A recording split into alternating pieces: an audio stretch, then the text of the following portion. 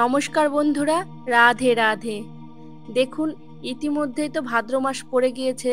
আর এই ভাদ্র মাস হিন্দু সনাতন ধর্ম অনুযায়ী আমাদের কাছে খুবই গুরুত্বপূর্ণ। কারণ এই ভাদ্র মাসেই ভগবান শ্রীকৃষ্ণ এবং শ্রী রাধিকা জন্মগ্রহণ করেছিলেন। সেই জন্যই এই ভাদ্র মাসের গুরুত্ব আমাদের কাছে খুবই অসীম এবং খুবই গুরুত্বপূর্ণ মাস এটি আমাদের কাছে।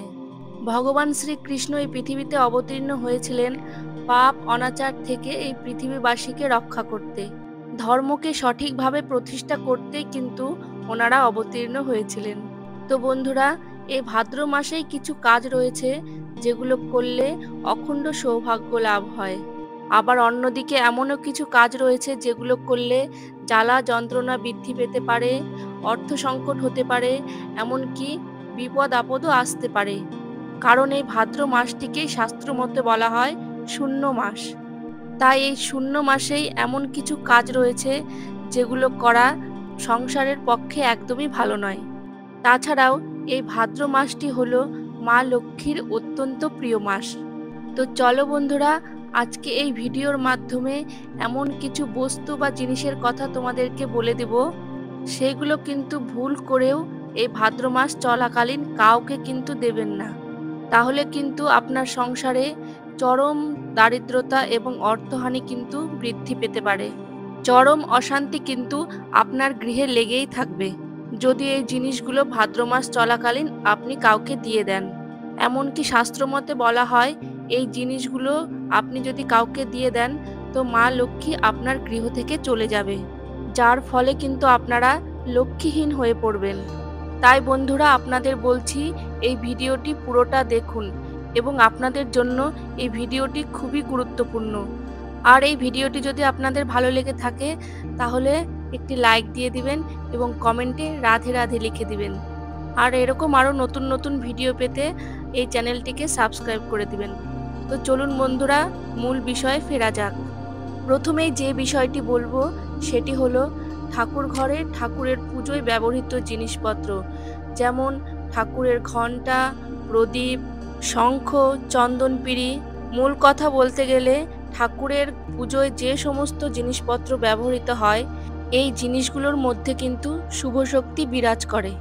এগুলো কিন্তু ভুল করেও এই ভাদ্র মাস চলাকালীন কাউকে দিয়ে দেবেন না। আপনারা মনে রাখবেন এই জিনিসগুলি ঘরে থাকা পরিবারের জন্য অত্যন্ত শুভ। অনেক সময় এমন হয় যে আপনার পাড়া প্রতিবেশী, আপনার আত্মীয় স্বজন হয়তো আপনার কাছে এসে এই জিনিসগুলো চাইছে, সেক্ষেত্রে আপনি দিয়ে দিলেন, কিন্তু এমনটি ভুলেও করবেন না। জানবেন এই জিনিসগুলি যদি ভাদ্র মাসে অন্য কাউকে দিয়ে দেন তবে আপনার ঘরের শুভ শক্তিগুলোও কিন্তু অন্যের গৃহে চলে যাবে, যার ফলে আপনাদের জীবনে কিন্তু নেগেটিভ এনার্জি বৃদ্ধি পাবে, যার দরুন সমস্যা, বিপদ আপদ, অর্থনৈতিক কষ্ট এগুলো কিন্তু মাথাচাড়া দিয়ে উঠবে। তাই একটি কথা মনে রাখবেন, ভাদ্র মাস চলাকালীন ঠাকুরের কাজে ব্যবহৃত এই জিনিসপত্রগুলো কিন্তু ভুলেও কাউকে দিয়ে দিবেন না। এবার দ্বিতীয় জিনিসটিতে আসা যাক।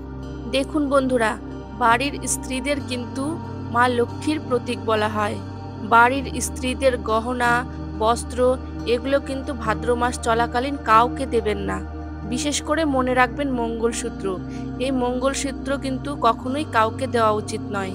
এমনকি পায়ের তোড়া, বিছে এগুলো কিন্তু কাউকে দেওয়া উচিত নয়। আপনারা যখন সোনা, রূপো, হিরে যাই কিনে থাকুন না কেন, প্রথমে আপনাদের উচিত সেই গয়নাটি মা লক্ষ্মীর পায়ে স্পর্শ করিয়ে তারপরে নিজের শরীরে ধারণ করা। এতে মা লক্ষ্মীর কৃপা আপনার ওপরে বর্ষিত হবে। তাহলে বন্ধুরা, এই শুভ জিনিসগুলি কিন্তু কখনোই বাড়ি থেকে বের করবেন না, এই বিশেষ করে এই ভাদ্র মাসে। এরপরে যে বিষয়টি বলবো সেটি হলো টাকা পয়সা। দেখুন, কোনো এমার্জেন্সি কারণ ছাড়া আপনার যত বড়ই বন্ধু বান্ধব বা নিকটবর্তী আত্মীয় স্বজন হোক না কেন, কাউকেই টাকা পয়সা ধার দেবেন না। এই টাকার জন্যই কিন্তু সম্পর্কের অবনতি হয় এবং পারিবারিক অসন্তোষ দেখা দেয়। টাকাকেও কিন্তু বন্ধুরা মা লক্ষ্মীর স্বরূপা বলা হয়। সেই জন্য এই ভাদ্র মাসে কাউকে টাকা পয়সা ধার দেবেন না, টাকা সুদে দেবেন না, এমনকি কারো কাছ থেকে টাকা পয়সা ধারও আনবেন না। দেখুন বন্ধুরা, ভাদ্র মাসে আপনি কারো কাছ থেকে টাকা পয়সা যেরকম ধারও নেবেন না, তেমনি টাকা পয়সা কাউকে ধারও দেবেন না। দেখুন, টাকা পয়সা দান করা কিন্তু পুণ্যের কাজ, কিন্তু যে দানে আপনার ক্ষতি হতে পারে সেই দানটা কিন্তু পুণ্যের নয়। নিজের ক্ষতি করে কোনো কাজ করতে যাবেন না। ভাদ্র মাস খুবই একটা পুণ্য মাস।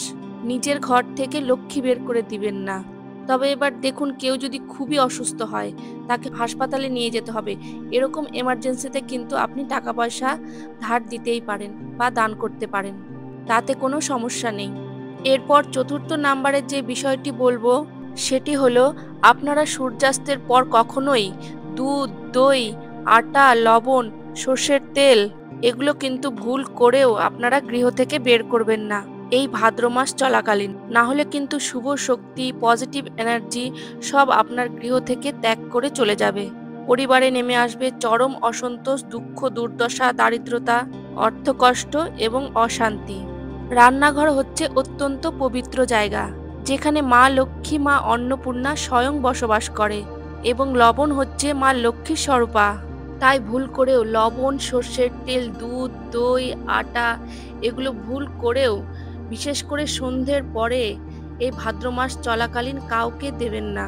এরপর যে বিষয়টি বলবো সেটি হলো আতপ চাল।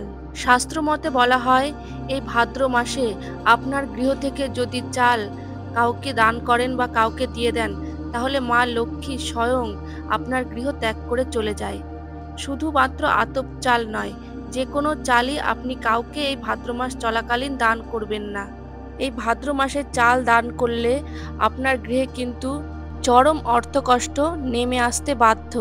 তাই ভুল করেও এই ভাদ্র মাসে চাল কিন্তু ঘর থেকে বের করবেন না। তো এবার পঞ্চম বিষয় সম্পর্কে বলি। তো বন্ধুরা, সবার বাড়িতেই রুটি বেলার জন্য যে চাকি থাকে, সেই চাকি বেলনার সঙ্গেও কিন্তু মা লক্ষ্মীর একটা সম্পর্ক আছে।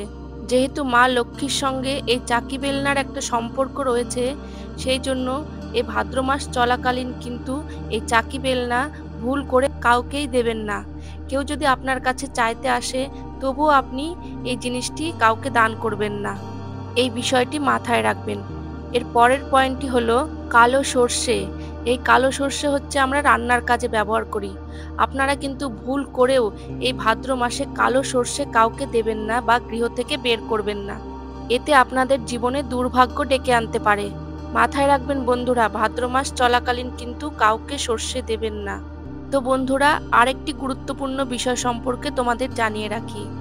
এই ভাদ্র মাসে যে বিশেষ জিনিসটি আপনারা কাউকে দিবেন না সেটি হলো ঝাঁটা। বাস্তুশাস্ত্র মতে ঝাঁটা কাউকে দান করতে নেই। আর এই ভাদ্র মাস চলাকালীন ভুল করেও কাউকে ঝাঁটা দান করবেন না। আমরা এই ঝাড়ুর মাধ্যমেই কিন্তু বাড়ির সমস্ত আবর্জনা ঘর থেকে বের করে দিই। মানে বাড়ির যত নেগেটিভ এনার্জি আছে সব এই ঝাঁটার মাধ্যমেই বাড়ি থেকে বের করা হয়। বাড়িতে ব্যবহার করা ঝাড়ুও কিন্তু অন্য কাউকে ব্যবহার করতে দেবেন না। এমনকি বাড়িতে যদি কোনো নতুন ঝাড়ুও থাকে, সেটিও কাউকে দান করবেন না। তাহলে কিন্তু আপনার গৃহ লক্ষ্মীহীন হয়ে পড়বে। লক্ষ্মী কিন্তু আপনার গৃহ থেকে চলে যাবে যদি এই ভাদ্র মাসে কাউকে ঝাড়ু দিয়ে দেন। তো আজকে যে বিষয়গুলি আপনাদের সঙ্গে আলোচনা করলাম, সেই বিষয়গুলি মাথায় রাখবেন এবং ভাদ্র মাসে এই কাজগুলি ভুলেও করবেন না। তো যাই হোক বন্ধুরা, আজকের ভিডিওটা আর দীর্ঘায়িত করছি না, এখানেই শেষ করছি। ঈশ্বর আপনাদের মঙ্গল করুক, আপনারা ভালো থাকেন, সুস্থ থাকেন। আবার দেখা হবে এরকম নতুন আরেকটি ভিডিওতে। তাহলে আজকের মতো এখানেই বিদায় নিচ্ছি। রাধে রাধে।